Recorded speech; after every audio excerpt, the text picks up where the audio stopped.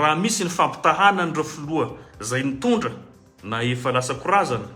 na zay mbola velona amin'izao fotoana izao, mino ahy marimarina nareo fa tsy tonga na eo amin'ny loaliky ny fahalalany sy fahendrena sy ny fahaizan'ireo filoham-pirenena taloha ny filoham-pirenenantsika amin'izao fotoana izao. Isaorako eto bevata député Tinoka Roberto zay tamin'ny fanjakany SVM niaraka tamin'ny président Rajoelina izy tsy nanaiky ary nampiasa an'ity teny ty hoe extermination. Zany hoe ty fitondrana HVM ty zany efa manakaikikaiky koa mihoatra ny zavatra nataon'ny Hitler tamin'izany fotoana zany. Tena handripaka an'le vahoaka malagasy. Extermination. Zay ny mot mahalaza azy kokoa. De hoy le tsy manina tenena niarany colonel Fanapera. Amarina zany izy mbola tao anatin'ny kivotany teo ane tsy namparary tsy nafaty anareo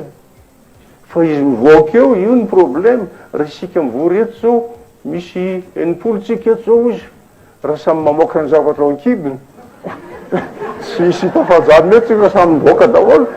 Mitaky ny amoahana ny colonel Fanapera tsy misy atakandro miaraka amin'ireo zanaky Toliara ny solombavambahoaka ny Madagasikara Afakandro Christian raha araky ny direkta nataony tao amin'ny tambazotra tserasera Facebook omaly. Raha tsy haivina kely vetivety fotsiny hoe inona no nitranga ho an'ireo izay tsy naharaka dia voasambotra tao a-Toliara tamin'ny alarobia 29 ny volana Marsa ny kolonely Fanampera. Fa iza moa zany atao hoe kolonely Fanampera zany? Ny kolonely Fanampera dia isan'ireo mpitarika mafana fo amin'ny fanoherana ny tetikasa fitrandrahana Fasimainty ataon'ny bazy Toliara.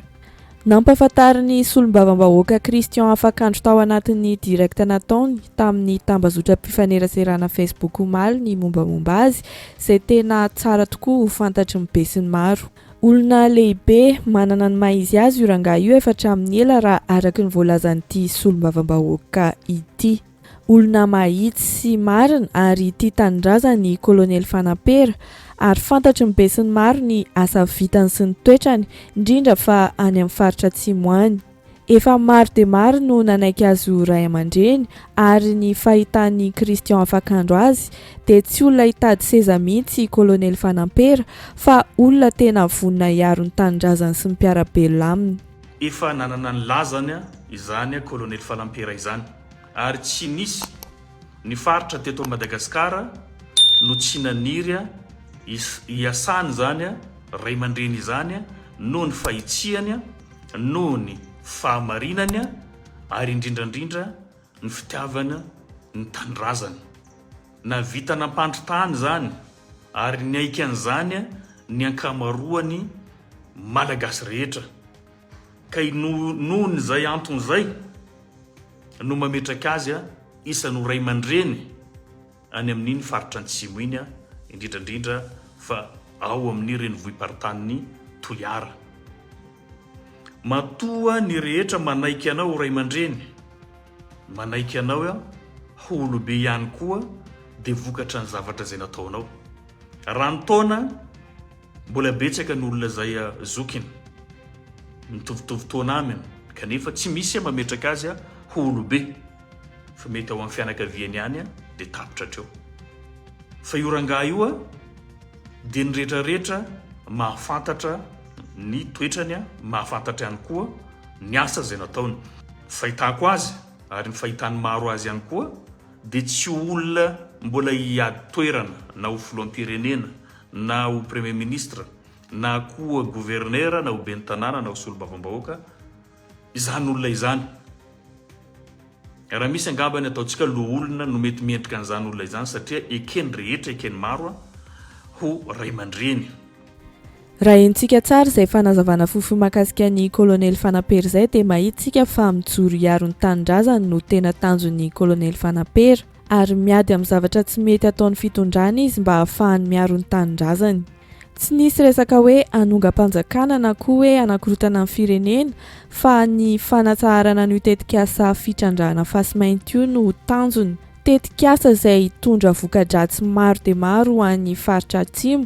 indrindrandrindra ireo mponina ao aminy. Indrisy anefa fa nosamborina izy asa mety hoe manelingelina ny tombontsoan'izy loatra ary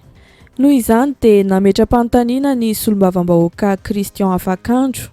Fanontaniana efa miverimberina foana moa izy ity hoe tsy azo atao ve zany ny mitaky ny marina manoloana ny raharaham-pirenena. Rehefa tsy mifanaraka amin'ny fanehoan-kevitry ny fitondrana ve zany dia tsy mahazo maneho hevitra.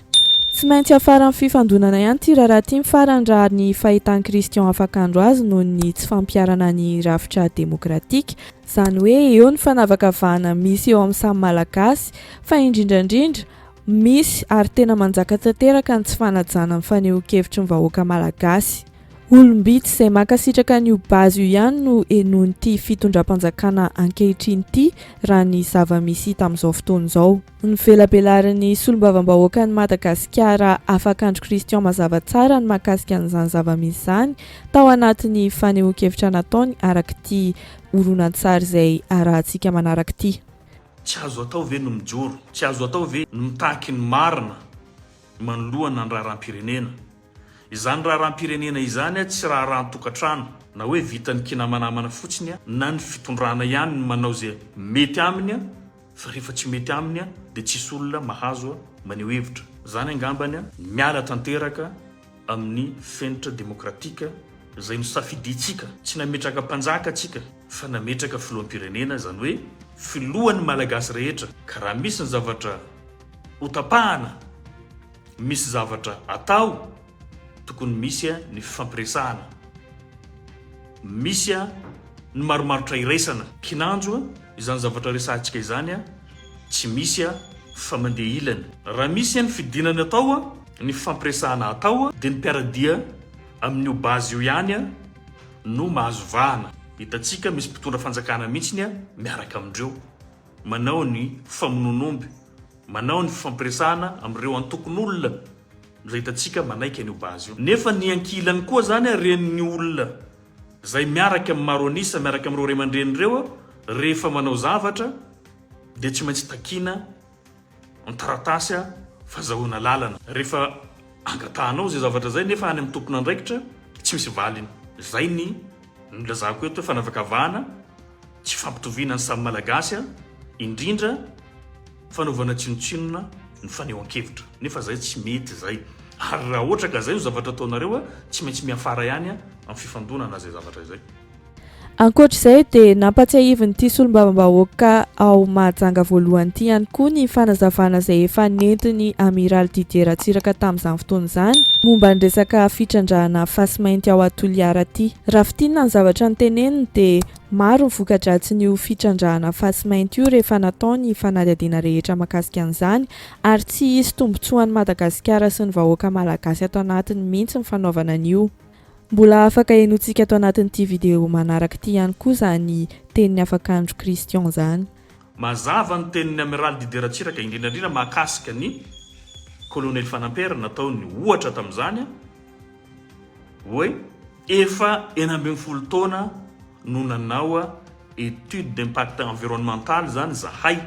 mahakasika an'io base Toliara io. Fa rehefa nojerena dia tsy hiteraka tombotsoa no ny fantiantoka ny fanokafana an'io bazy io, dia ravan-jambany ny étude zay natao tamin'izany fotoana izany. 90 taona betsaka zany, ary rehefa namadimbadika reo efa nanao ny zavatra rehetra, fomba rehetra atao no ajaina ny antanatohatra rehetra mahakasika an'izay, fa dia zay ny valiny. Zany hoe fampiantoka ny voka-dratsy no be kokoa no ny tombotsoa ho azo tena janona izy. Raha ohatra ka misy mbola tsy nahita an'izany tahirin-tsarin'ny Amiral Didier Ratsiraka izany tsika mpanaraka video ato amin'ny 2 dia ity ny video ahafahantsika mihaino ny zavatra voalazany mahakasika ny fasy mainty. Mazava tsara ny ohatra ny raisiny sy ny fanazavana napetrany mahakasika an'izany fa hitondra aretina maro ary loza mitatao an'ny vahoaka malagasy ity raha tanterahina. Ndao henoana tsara ato anatin'ity video manaraka ity ane zany fanazavany Amiral Didier Ratsiraka izany momba nyty fasy mainty any Toliara. Ndresaka atao zareo dia andresy lahatra. Ozy hoe ozy ny olona hoe ka zay ny teo io fasy mainty io teo amin'ny tany misy anay, tsy narary zay, tsy maty zay. de hoy le tsy manina tenena niarany colonel Fanapera ny namako iny mbola tao ambany fiadiko regny hoy izy hoe marina zany izy mbola tao anatin'ny kivotany teo ane tsy namparary tsy nafaty anareo e fa izy mivoaka eo io ny problème raha isika mivory eto zao misy enimpolotsika eto zao izy raha samy mamoaka ny zavatra ao ankibony tsy isy tafajary mety tsika samy mivoaka daholo 9 taona zay nanao etude d'impact environnemental ny problème mipetraka de zao alain'ny olona le fasika alainy zareo de raisiny le ilmenita miverina concentré fa tsy miparitaka ohatrany taloha ny monazite zay radioactif misy radioactivité ao mety misy uranium 238 ao zany zavatra zany hitondra leucémie hitondra cancer ho an'ny fort dauphin ary mety hitondra an'izany antuléar raha tsy mitandrina misy loza mitatao anjaran'ny olona mahiratra mahatsiaro tena tia tanindrazana milaza hoe tandremo fa misy an'izao tandremo fa misy an'izao zay le izy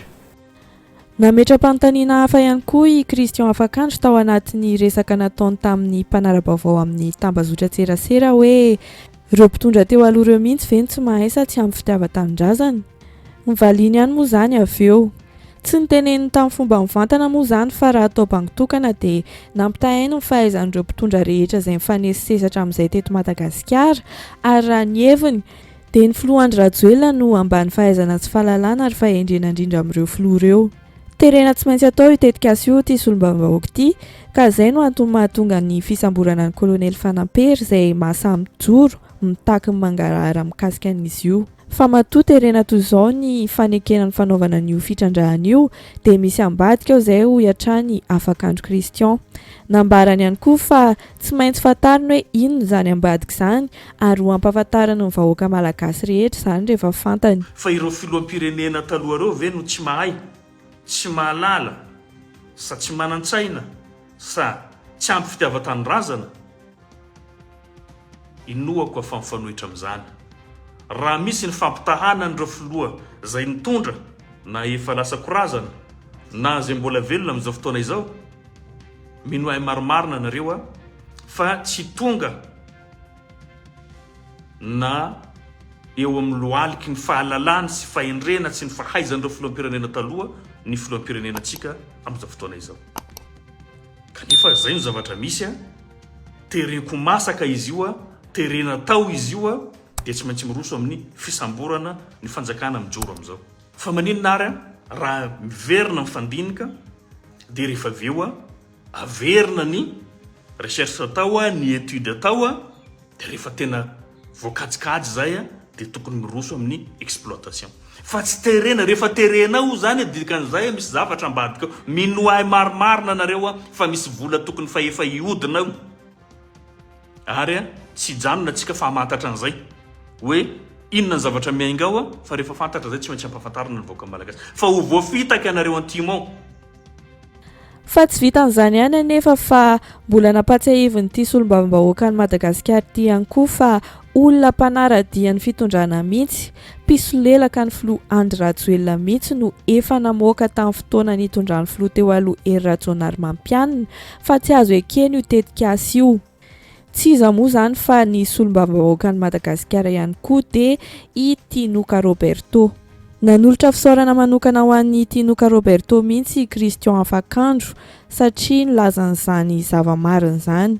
tena lehilahy Tinoka Roberto tamin'ireny fotoana ireny sady reharehan'ny faritanin'ny Toliara mihitsy hoy Christian Afakandro satria tsy nanaikatra amin'ny farany an'io bazy io ka noho izany dia nangataka izy mba ampiseho amin'ny mahalehilahy azy indray mba hamerena ny teny amin'ny filoham-pirenena Andry Rajoelina indray ny zavatra voalazany tamin'izany fotoana izany hoe fandripahana tanteraka ny vahoaka ny Toliara na koa hoe extermination mihitsy io tetika azy io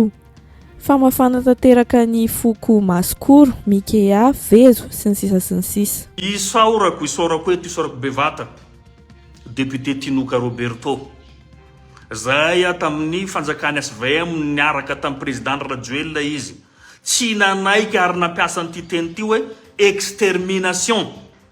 ny fanokafana fitrandrahana an'io bazy toliara io fasy mainty ao toliara io isorako anao rahalahy lehilahy ianao tamin'ireny fotoana regny ary reharehany faritany toliara ny fijoroanao ny fasahianao tsy nanaiky hatramin'ny farany an'io bazy io ka eto mangataka aminao ndraiky koa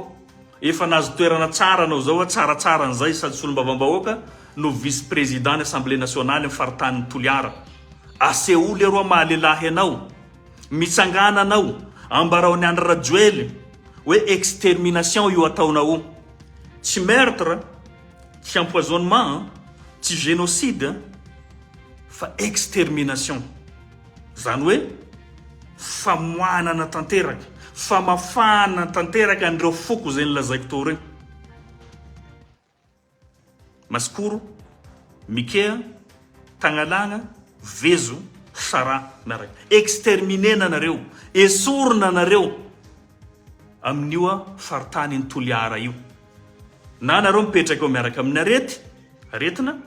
na nareo esorina déplacé nany amin'ny toeran-kafa mbo malalaka aminay mahajanga agny lafa lerany avy fotoa zay ka mba tsy hanegnena mitsangana nareo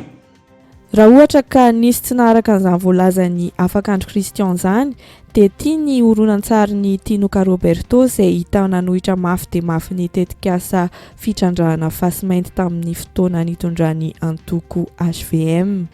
tamin'ny taona 17 izy ity ary io izy hoe mihoatra noho ny zavatra nataony Hitler mihitsy ny zavatra ataony fitondrana HVM ndao ane noho ny Tinoka Roberto manomboka aty amin'ny tuilère sainte iny hatrany amorombe any tuilère 2 hatrany amorombe any dia misy alana Mikea ao tsy gidro avao ny anatin'ny alana Mikea io misy ny atao hoe peuple Mikea fatatsika fa zany exploitation minière zany dia mandeha ny produit chimique ao anatiny ao mandeha ny radioactivité anatiny ao aiza le vahoaka malagasy ry tompoko ampy zay io zany dia harodanao miaraka ambeo tompoko lahy sy tompoko vavy zany hoe ty fitondrana HVM ty zany efa manakaikikaiky koa mihoatra ny zavatra nataony Hitler tamin'izany fotoana zany tena handripaka an'le vahoaka malagasy extermination zay ny mo mahalaza azy kokoa voapirofo ny afakandro Christian araka izany fa olona tsy mitady ny tombotsoa an-tandrazana mihitsy no mitondra amin'ny firenena ankehitriny fa tombotsoa manokana fotsiny ihany ny vola amina tapitrisa dolara azo amin'io dia hivarina ny aposin'ireo mpitondra hoy afakandro Christian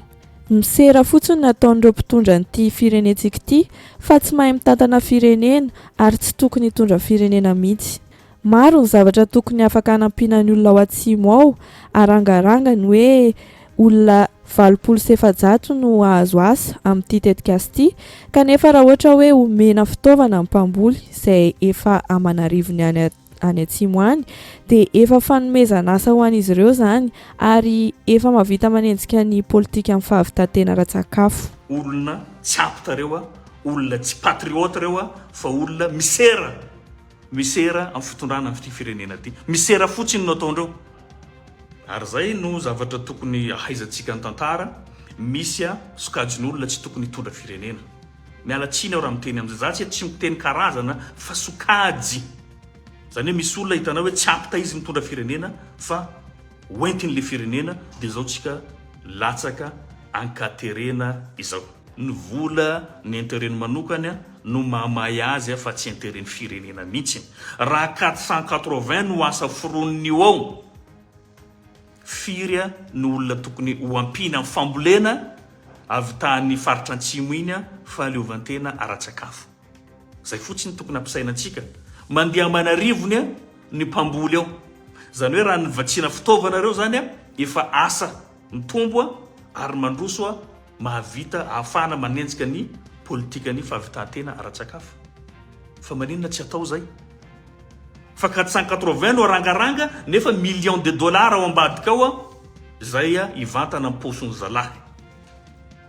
dia farany alohan'ny amaranana an'ity vidéo ity dia manentana ny vahoaka malagasy afakandro Christian indrindrandrindra moa fa ny vahoaka ny toliara mba hijoro manoloana n'izao loza mitatao amin'ny faritra atsimo zao raha tena tia tandrazana nareo aoka tokony hijoro aoka hanery indrindra nareo zanaky ny toliara zaho miteny eto zany a mahazo ilan'ny toliara, mahazo ilan'ny degoa, mahazo ilan'ny mahajanga. Tiako teneny mbola territoire koa afaka miteny ao. Ary ny zanako vezo ny telo voalohany. Ambarako anareo zay ho hainareo sao dia eritreritra koa anareo hoe mipetrara anao any mahajanga tsisy raha hainao ty ambarako anareo zaho zanaky tuléara à 50%. Ary zanaky ny Diego koa zao no sy be Diego mahajanga à 50%. Dia izay indray arany mahakasika ny resaka nataony Afakandro Christian iny. Mankasitraka antsika rehetra nanaraka amin'ny vidéo hatramin'ny farany. Aza adino misabone sy manao j'aime ny vidéo dia amin'ny manaraka indray.